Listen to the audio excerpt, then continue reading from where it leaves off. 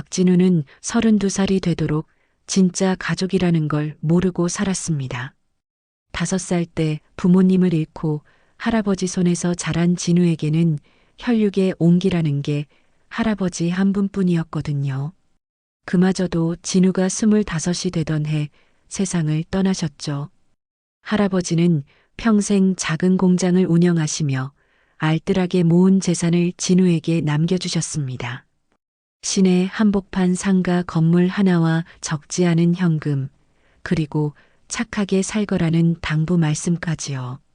진우는 할아버지 말씀을 지키며 성실하게 직장 생활을 했습니다.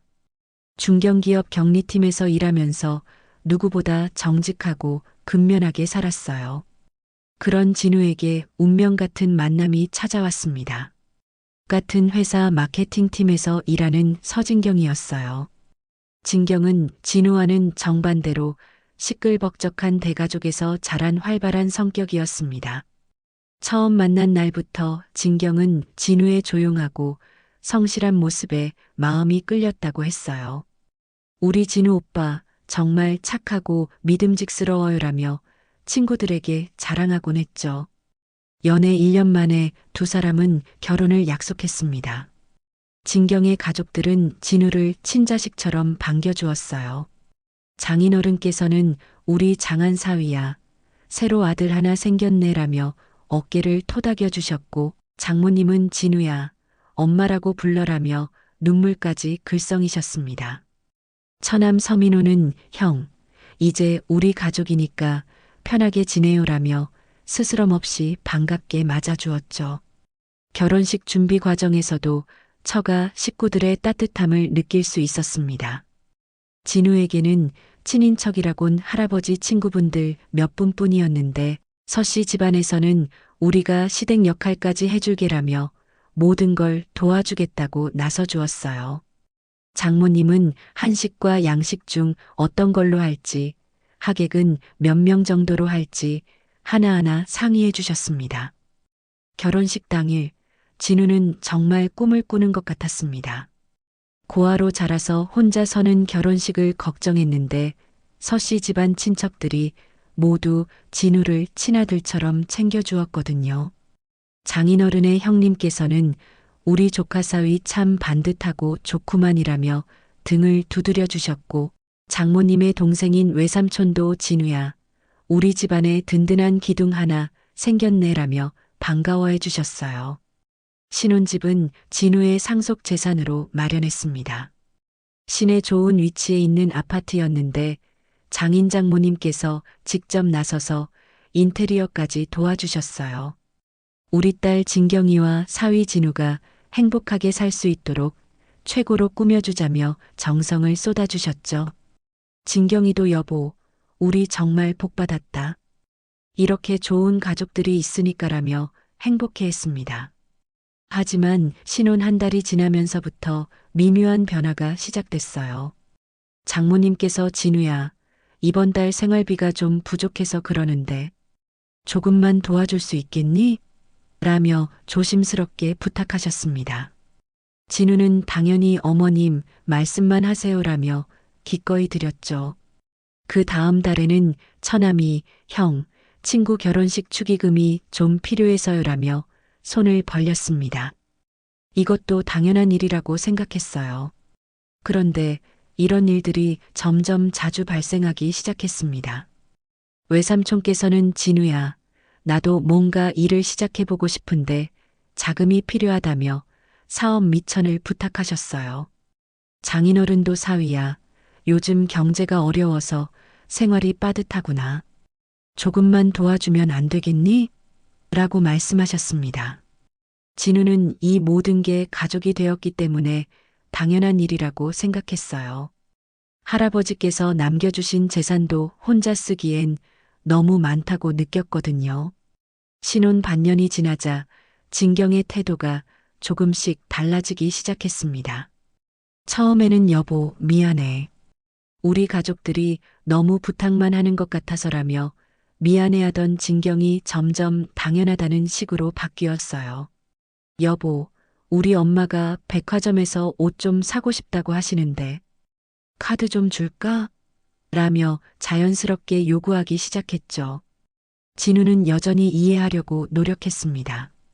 자신이 고아로 자라서 가족의 정이 그리웠던 만큼 진경 가족들이 자신을 진짜 가족으로 생각해서 부탁하는 거라고 믿었거든요. 그래서 장모님의 옷값, 처남의 데이트비, 외삼촌의 술값까지 모두 기꺼이 댔습니다. 가족인데 이 정도는 당연하지라고 생각하며 말이에요. 그런데 어느 날 진경과 장모님이 나누는 대화를 우연히 들었습니다. 엄마, 진우가 정말 순진해. 뭘 부탁해도 다 들어줘라는 진경의 말에 장모님은 그러게 말이야. 우리 복덩어리야. 이런 사위 어디서 찾겠니? 고아라서 그런지 가족한테 잘해주려고 하네라며 웃으셨어요. 진우는 그 순간 뭔가 이상하다는 걸 느꼈지만 아직까지는 아기가 있다고 생각하지는 않았습니다. 진경 가족들의 요구는 점점 커졌어요. 생활비에서 시작해서 명품 가방, 해외여행비까지 범위가 확장됐죠. 진우가 조금이라도 망설이는 기색을 보이면 진경은 여보, 우리 집에 이 정도도 못 해주는 거야? 다른 집 사위들은 더 많이 해준다던데라며 핀잔을 주기 시작했어요. 장인어른도 사위야, 돈이라는 게 쓰라고 있는 거 아니겠니? 가족끼리 뭘 그렇게 계산하나라며 진우를 다그치셨습니다. 결정적인 사건은 할아버지 제사 때 일어났습니다. 진우가 할아버지 제사를 지내겠다고 하자 진경은 그런 옛날 일에 돈 쓸 시간에 우리 가족 여행이나 다녀오자라고 말했어요. 진우가 할아버지께서 나를 키워주셨는데 제사는 당연히 지내야 하는 거 아니야? 라고 하자 진경은 냉정하게 대답했습니다. 죽은 할아버지가 뭘 안다고. 그 돈 원래 내 것도 아니잖아. 그냥 운 좋게 물려받은 거면서. 그 순간 진우는 충격을 받았습니다. 자신이 가장 소중히 여기는 할아버지에 대한 모독이었거든요. 하지만 더 충격적인 건 진경이네 가족들이 진우 앞에서 우리 사위 덕분에 이렇게 잘 살게 됐다고 자랑하면서도 뒤에서는 고아라서 그런지 쉽게 넘어간다며 비웃고 있다는 사실이었어요. 진우는 그날 밤 잠을 이룰 수 없었습니다. 자신이 그토록 원했던 가족의 사랑이 사실은 자신의 재산을 노린 계산된 행동이었다는 걸 깨달았거든요. 하지만 동시에 또 다른 생각이 떠올랐어요. 이들이 자신을 우습게 보고 있다면 역으로 이용할 수도 있겠다는 생각 말입니다. 다음 날부터 진우는 완전히 달라진 전략을 세웠습니다. 겉으로는 더욱 순종적이고 착한 사위 역할을 하면서 속으로는 치밀한 계획을 준비하기 시작한 거예요. 정말 가족이 되고 싶었는데 이런 식이라면 내가 진짜 가족이 누군지 보여주겠다고 다짐했죠. 할아버지께서 물려주신 재산을 지키면서 동시에 이들의 탐욕을 역이용한 완벽한 복수를 계획하기 시작했습니다. 진우는 자신의 각성을 절대 드러내지 않았습니다. 오히려 더욱 순종적이고 착한 사위 역할을 철저하게 연기하기 시작했어요. 진경이 명품 가방을 사달라고 하면 당연히 사줘야지. 우리 와이프인데라며 기꺼이 카드를 건네주었고 장모님이 친구들과 해외여행을 가고 싶다고 하시면 어머님 푹 쉬고 오세요라며 여행비를 선뜻 드렸습니다. 하지만 진우의 진짜 계획은 따로 있었어요. 장인어른께서 작은 음식점을 차리고 싶다고 하셨을 때 진우는 아버님, 제가 도와드릴게요라며 나섰습니다.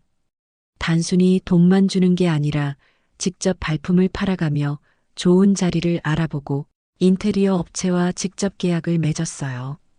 그런데 모든 계약서의 명의는 자신 이름으로 했습니다. 아버님, 제가 젊으니까 계약 같은 복잡한 일은 제가 처리할게요라며 자연스럽게 말이죠. 장인어른은 우리 사위 참 좋구나. 이렇게까지 해주다니라며 감동하셨어요. 하지만 진우는 속으로 미소를 지었습니다. 모든 게 자기 명이라는 걸 알면서도 말이에요. 음식점은 위치가 좋았던 덕분에 개업하자마자 손님들이 몰렸습니다.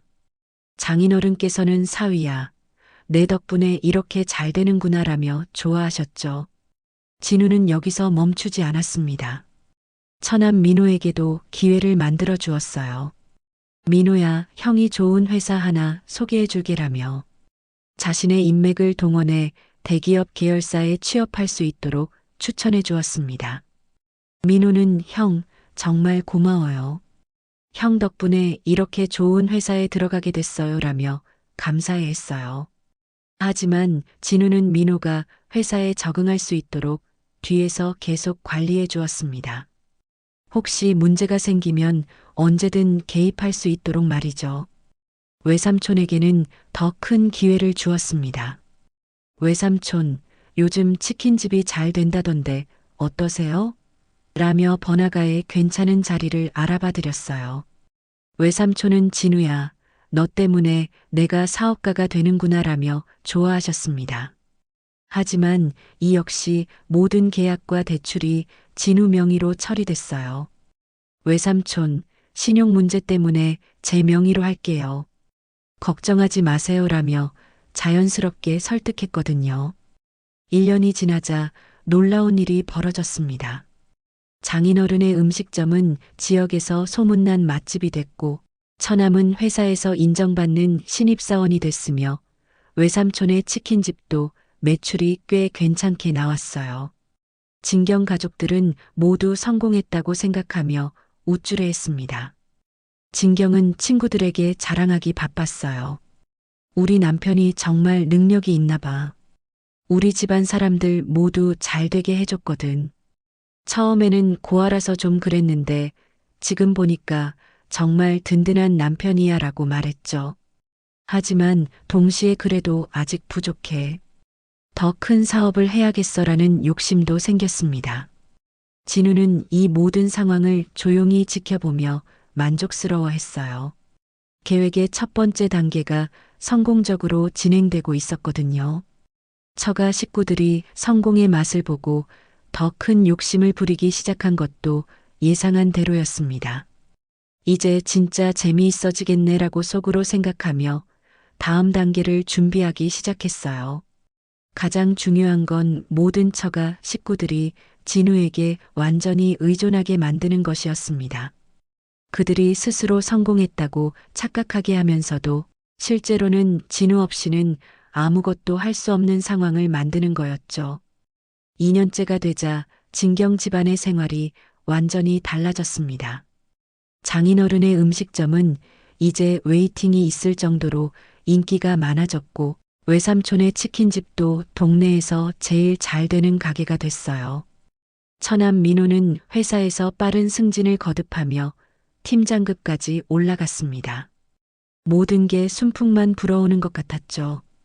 진경은 이제 명품 매장의 단골 고객이 됐습니다. 한 달에 몇 번씩 백화점을 들락거리며 비싼 옷과 가방을 사들였어요. 여보, 우리 이제 이 정도는 살 수 있는 형편이 됐잖아라며 당당하게 말했습니다. 장모님도 마찬가지였어요. 동네 부인들 모임에서 우리 사위 덕분에 이렇게 풍족하게 살게 됐다며 자랑하기 바빴거든요. 하지만 진우가 정말 원하던 건 이런 자만심이었습니다. 처가 식구들이 성공에 취해서 더 큰 욕심을 부리기를 기다렸거든요. 그리고 예상한 대로 장인어른께서 먼저 말을 꺼내셨어요. 사위야, 음식점이 이렇게 잘 되니까 분점을 내면 어떨까? 요즘 프랜차이즈가 대세라던데. 진우는 마치 처음 듣는 말인 것처럼 아, 그런 방법도 있군요. 좋은 생각이세요. 아버님이라며 호응했습니다. 하지만 속으로는 이미 모든 계획을 세워놨어요. 프랜차이즈 확장에 필요한 자금, 위치 선정, 인테리어까지 모든 걸 미리 준비해뒀거든요. 분점 오픈은 대성공이었습니다. 첫 번째 매장의 명성 덕분에 개업 첫날부터 손님들이 줄을 섰어요. 장인어른은 우리 사위야. 내가 정말 복덩어리구나. 이렇게 잘 될 줄 몰랐다며 감격해 하셨습니다. 하지만 이번에도 모든 계약서와 사업자 등록은 진우 명의로 처리됐어요. 외삼촌도 욕심이 났습니다. 진우야, 나도 치킨집을 몇 개 더 차리면 어떨까? 요즘 배달 주문이 엄청 많이 들어온다고 말씀하셨어요. 진우는 좋은 아이디어세요, 외삼촌. 제가 좋은 자리들 몇 군데 알아보고 있었는데 마침 잘 됐네요 라며 적극적으로 도와드렸습니다. 처남 민우도 빼놓을 수 없었죠. 형, 나도 부업으로 뭔가 해보고 싶어요. 회사 월급만으로는 부족해요라며 사업 자금을 부탁했습니다. 진우는 그래, 젊을 때 도전해야지라며 온라인 쇼핑몰 창업 자금을 대줬어요. 1년 만에 서씨 집안은 완전히 달라졌습니다. 장인어른은 음식점 사장님에서 프랜차이즈 대표가 됐고 외삼촌은 치킨집 오너가 됐으며 처남은 직장인이면서 사업가까지 됐죠. 진경 가족들은 이제 동네에서 성공한 집안으로 소문이 났어요. 진경의 자랑은 하늘을 찌를 듯 했습니다. 우리 남편 정말 대단해. 우리 집안을 이렇게 일으켜 세웠잖아. 처음에는 고아라서 걱정했는데 지금 보니까 정말 잘했다 싶어라며 친구들에게 자랑했어요. 하지만 동시에 그런데 아직도 더 클 수 있을 것 같은데. 다른 집들 보니까 우리보다 더 큰 사업하는 곳들이 많더라는 말도 덧붙였습니다. 장모님은 아예 동네 부인회 회장까지 맡으셨어요. 우리 사위가 워낙 능력이 있어서 집안이 이렇게 잘 됐다며 모든 모임에서 진우 자랑을 하셨죠. 하지만 요즘 대기업들 보니까 해외 사업도 한다던데 우리도 그런 걸 해보면 어떨까라는 말씀도 하시기 시작했어요. 진우는 이 모든 변화를 냉정하게 관찰했습니다. 처가 식구들이 점점 더 큰 욕심을 부리고 있었고 동시에 자신들의 성공이 모두 자신들의 능력 덕분이라고 착각하고 있었거든요. 아직 충분하지 않아. 더 높이 올려야 떨어뜨릴 맛이 나겠지라고 속으로 생각했어요. 3년 차에 접어들면서 서씨 집안의 성공은 정점에 달했습니다. 장인어른의 프랜차이즈는 이제 10개 지점을 넘어섰고 외삼촌의 치킨집도 5개로 확장됐어요. 처남 민호의 온라인 쇼핑몰도 월 매출이 억 단위를 넘나드는 수준까지 성장했습니다. 진경 가족들은 이제 지역에서 손꼽히는 성공한 집안으로 유명해졌죠. 진경은 이제 명품 매장의 VIP 고객이 됐어요. 한 번 쇼핑할 때마다 수백만 원씩 지출하는 게 일상이 됐습니다. 여보, 우리 이제 정말 잘 살게 됐네. 예전에는 꿈도 못 꿨던 생활을 하고 있잖아라며 만족해했죠. 장모님도 해외여행을 1년에 서너 차례씩 다니시며 우리 사위 덕분에 이런 호강을 누린다고 자랑하셨어요. 하지만 진우는 이제 마지막 단계를 준비할 때가 됐다고 판단했습니다. 처가 식구들의 욕심이 절정에 달했고 동시에 자신들의 성공에 대한 확신도 최고조에 이르렀거든요. 이때가 바로 가장 큰 함정을 만들 적기였어요. 어느 날 진우는 일부러 초조한 표정을 지으며 진경에게 말했습니다. 여보, 요즘 사업이 잘 되긴 하는데 더 큰 기회를 놓치고 있는 것 같아서 고민이야. 진경은 즉시 반응했어요. 무슨 말이야? 어떤 기회? 진우는 마치 비밀을 털어놓는 것처럼 조심스럽게 말했습니다. 내 대학 동기가 해외 부동산 투자 쪽에서 일하고 있거든. 그런데 동남아시아 쪽에 엄청난 개발 프로젝트가 있대.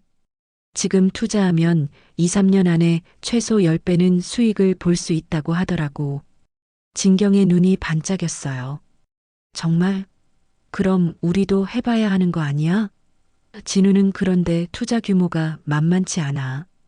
최소 10억 정도는 들어가야 한다고 하더라며 걱정스러운 표정을 지었습니다. 이 이야기는 곧 장인어른께 전해졌습니다. 사위야, 그 투자 이야기 좀 자세히 들어보자며 관심을 보이셨어요. 진우는 마치 망설이는 것처럼 아버님, 위험할 수도 있어요. 확실하지 않은 투자니까라며 조심스럽게 말했습니다. 하지만 장인어른의 반응은 예상한 대로였어요. 사위야, 우리가 지금까지 해온 걸 보면 내 판단력을 믿을 만하지 않겠니? 음식점도 프랜차이즈 확장도 모두 대성공이었잖아라며 오히려 진우를 설득하기 시작하셨습니다. 외삼촌도 마찬가지였어요. 진우야, 우리가 지금까지 너 믿고 따라왔더니 이렇게 잘 됐잖아. 이번에도 한번 해보자며 적극적으로 나서셨습니다.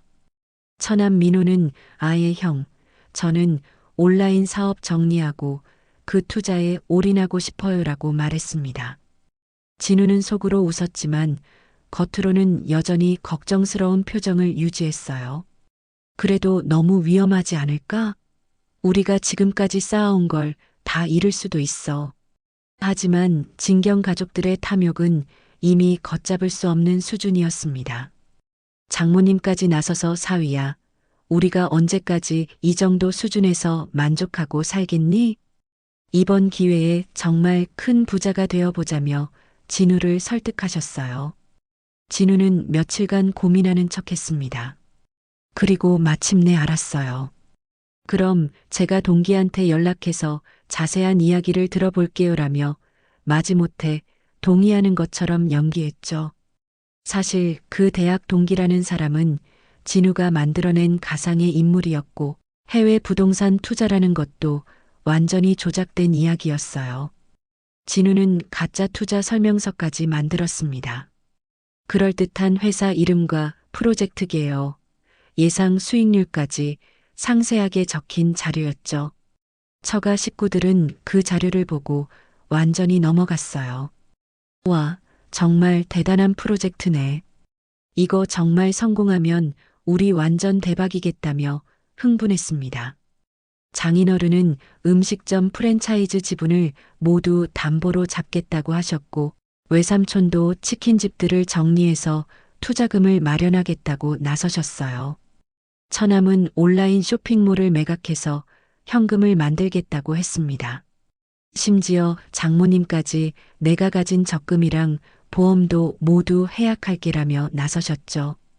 진경은 자신의 명품들도 일부 처분하겠다고 말했어요.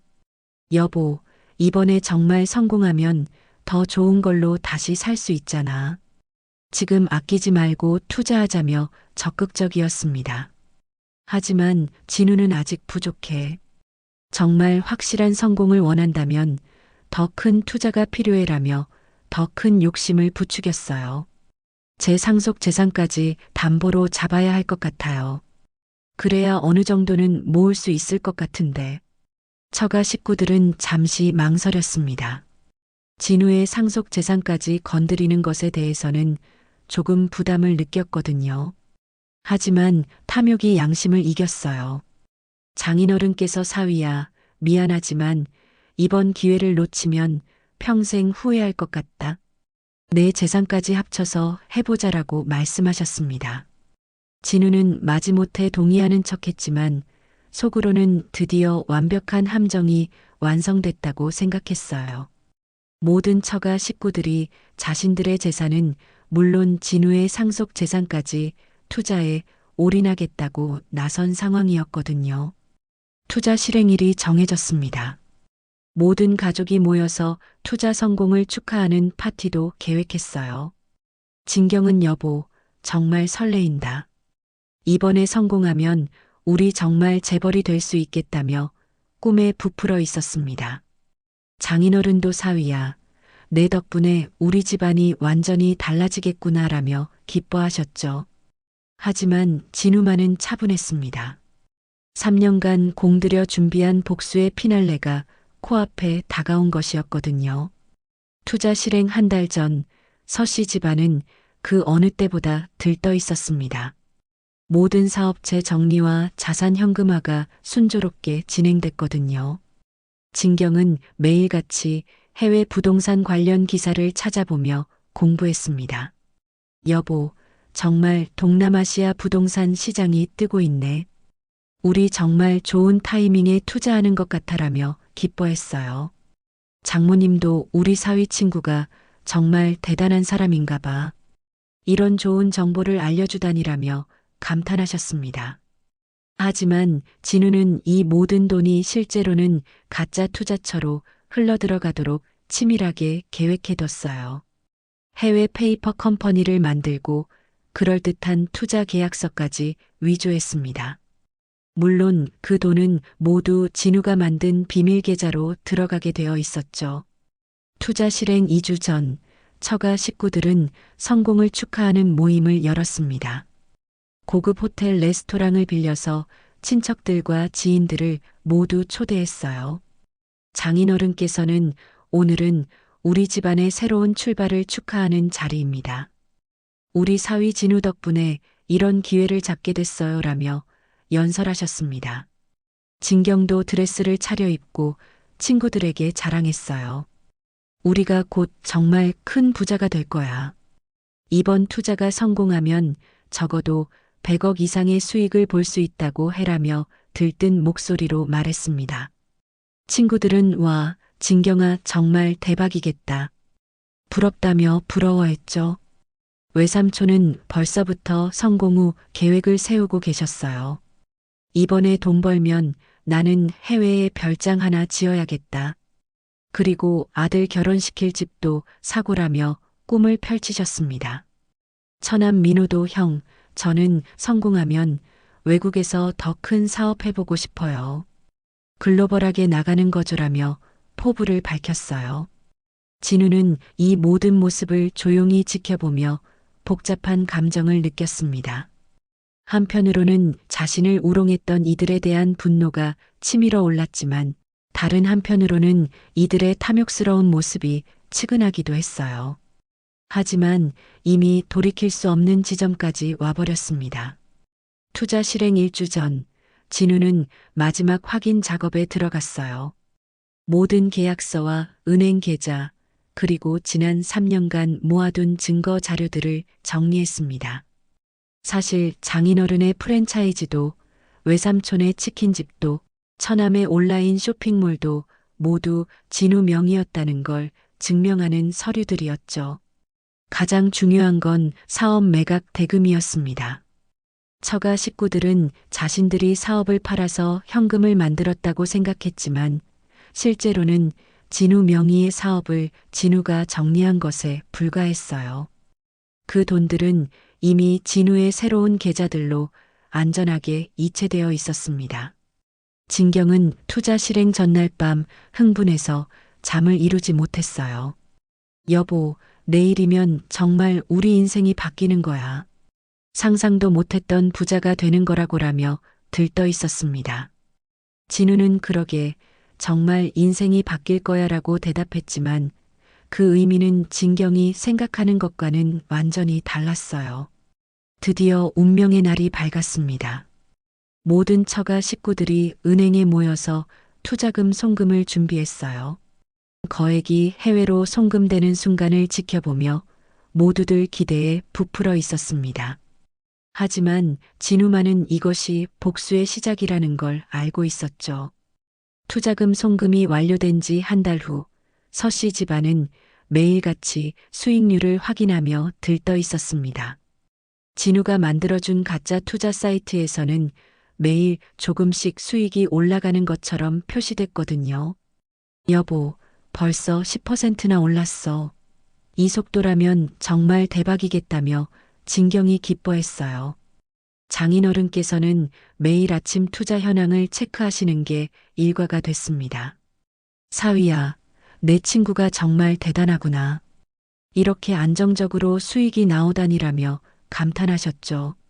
외삼촌과 처남도 마찬가지였어요.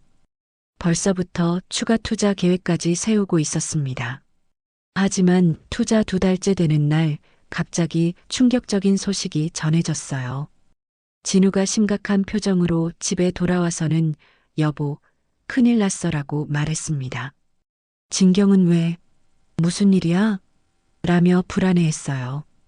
투자처에서 연락이 왔는데 현지 정부의 규제 때문에 프로젝트가 중단됐다는 거야. 그리고 진우는 말을 잇지 못하는 척했습니다. 그리고 뭐야? 빨리 말해봐. 라며 진경이 다그쳤어요. 투자금 전액이 동결됐다고 해. 현지 법원에서 압류 조치를 내렸다는 거야. 진우의 말에 진경은 얼굴이 새하얗게 변했습니다. 그럼 우리 돈은 어떻게 되는 거야? 이 소식은 곧 모든 처가 식구들에게 전해졌어요. 긴급 가족회의가 소집됐고 모두들 패닉 상태에 빠졌습니다. 장인어른께서는 사위야, 정말 어떻게 된 거냐? 돈을 찾을 방법은 없는 거냐? 며 다급하게 물으셨어요. 진우는 며칠간 동분서주하는 척했습니다. 변호사를 만나러 다닌다고 하고 대사관에 문의한다고 하며 최선을 다하는 것처럼 연기했어요. 하지만 결과는 항상 같았습니다. 죄송해요. 할 수 있는 게 아무것도 없대요. 일주일이 지나자 처가 식구들의 분위기가 달라지기 시작했어요. 처음에는 진우를 위로하고 격려했지만 점점 원망과 비난의 목소리가 나오기 시작했습니다. 진우야, 내가 그 친구를 제대로 확인하고 투자했어야 하는 거 아니야? 라며 외삼촌이 따지셨어요. 진경도 마찬가지였어요. 여보, 너무 성급하게 결정한 거 아니야? 우리가 그렇게 신중하게 하자고 했는데 라며 책임을 전가하기 시작했습니다. 심지어 애초에 내가 그런 위험한 투자를 제안하지 않았으면 이런 일이 없었을 텐데라고까지 말했어요. 바로 그 순간이었습니다. 진우가 오랫동안 기다린 때가 온 거였죠. 진우는 차분하게 서류 봉투 하나를 꺼냈어요. 여러분, 제가 중요한 말씀을 드릴 게 있습니다. 뭔데? 혹시 돈 찾을 방법을 찾은 거야? 라며 장인어른께서 기대에 찬 목소리로 물으셨습니다. 하지만 진우의 대답은 전혀 예상과 달랐어요. 아니요. 사실 저는 여러분께 거짓말을 했습니다. 순간 모든 이들이 조용해졌어요. 무슨 말이야? 라며 진경이 떨리는 목소리로 물었습니다. 진우는 서류들을 하나씩 꺼내며 말했어요. 모든 사업들, 음식점도 치킨집도 온라인 쇼핑몰도 모두 제 명의였습니다. 여러분은 지금까지 제 사업을 운영해 주신 거였어요. 뭐라고? 장인어른께서 믿을 수 없다는 표정으로 외치셨습니다. 진우는 계속해서 계약서들을 보여주었어요. 보세요. 모든 사업자 등록, 임대 계약, 은행 대출까지 모두 제 이름으로 되어 있습니다. 처가 식구들은 서류를 빼앗듯이 확인했어요. 그리고 절망에 빠졌습니다. 정말로 모든 게 진우 명의였던 거예요. 그럼 우리가 사업을 팔아서 번 돈은? 이라며 외삼촌이 물으셨습니다. 당연히 제 돈이죠. 제 사업을 제가 정리한 거니까요. 진우의 차가운 대답에 모든 이들이 충격에 빠졌어요. 진실이 밝혀진 후 처가 식구들의 반응은 가관이었습니다. 장인어른께서는 사위야, 농담이지? 우리가 그렇게 열심히 일했는데라며 믿으려 하지 않으셨어요. 하지만 진우는 냉정했습니다. 아버님, 농담이 아닙니다. 그리고 이제부터는 사위라고 부르지 마세요. 진경은 울면서 매달렸어요. 여보, 왜 이래? 우리가 뭘 잘못했다고 이런 식으로 나와? 하지만 진우는 차갑게 대답했습니다. 뭘 잘못했냐고? 3년 전 우리 할아버지를 모독했던 그 말 기억 안 나? 죽은 할아버지가 뭘 안다고 그 돈 원래 내 것도 아니잖아라고 했지. 진경의 얼굴이 새하얗게 변했어요. 자신이 했던 말을 기억한 거였죠. 진우는 계속했습니다. 그리고 나를 능력 없는 남자라고 친구들 앞에서 조롱했던 것도 다 기억해. 부모님이 저를 보고 고아라서 쉽게 넘어간다고 비웃으셨던 것도요. 외삼촌이 화를 내며 소리쳤어요. 그래도 이건 너무한 거 아니야? 우리가 3년간 그렇게 열심히 일했는데. 진우는 씩 웃으며 대답했습니다. 열심히 일하셨다고요? 제 돈으로 제 사업을 운영하시면서요? 그리고 지금 와서 뭘 억울해 하세요? 충분히 누리셨잖아요. 처남 민호는 절망적인 목소리로 말했어요. 형, 그럼 이제 우리는 어떻게 되는 거예요? 진우는 차가운 미소를 지으며 대답했습니다. 글쎄요. 능력 있는 분들이니까 알아서 하시겠죠. 장모님께서 눈물을 흘리며 애원하셨어요. 진우야, 우리가 잘못했어. 용서해줘. 다시 예전처럼 지낼 수 없을까? 하지만 진우는 단호했습니다. 예전처럼요? 저를 우롱하고 이용했던 그 예전 말씀이세요? 진우는 마지막 폭탄을 터뜨렸어요. 참고로 해외 투자는 처음부터 가짜였습니다. 그 돈들은 모두 제가 회수했어요. 애초에 여러분 돈이 아니라 제 돈이었으니까 당연한 거죠. 처가 식구들은 완전히 무너졌습니다. 진우는 이혼 서류를 꺼내며 진경에게 건넸어요. 이혼합시다. 더 이상 가족 행세는 그만해요. 진경은 울부짖으며 여보, 안 돼. 다시 생각해봐. 라고 매달렸지만 진우의 마음은 이미 굳어져 있었습니다. 몇 달 후 서씨 집안의 몰락은 완전했어요. 장인 장모는 빚더미에 깔려서 작은 원룸으로 이사갔고 진경은 명품들이 모두 압류당한 채 친정으로 돌아갔습니다. 처남은 신용불량으로 직장에서 해고됐고 외삼촌은 다시 백수가 됐어요.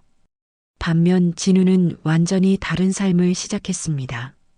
3년간 키운 사업들을 정리하면서 재산이 수십 배로 불어났거든요. 하지만 진우는 이 돈을 자신만을 위해 쓰지 않았어요. 대신 박진우 장학재단을 설립했습니다. 전 세계 고아들을 위한 교육지원재단이었어요. 자신처럼 부모를 잃고 혼자 자라는 아이들에게 희망을 주고 싶었거든요.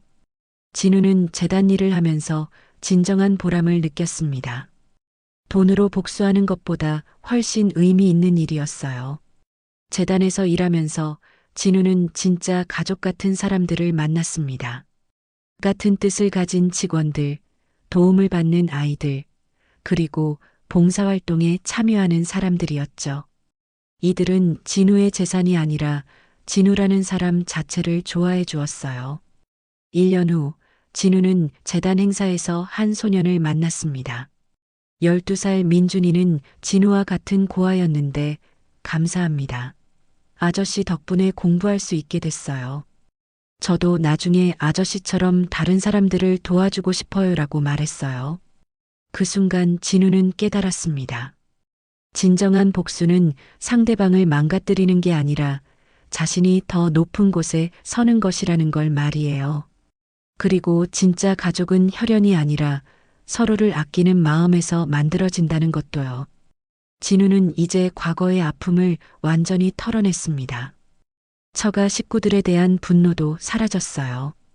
대신 전 세계 고아들의 든든한 버팀목이 되어주는 것이 자신의 진정한 사명이라고 생각했습니다. 고아에서 시작해서 고아들의 아버지가 된 것, 그것이야말로 가장 아름다운 성공이었어요.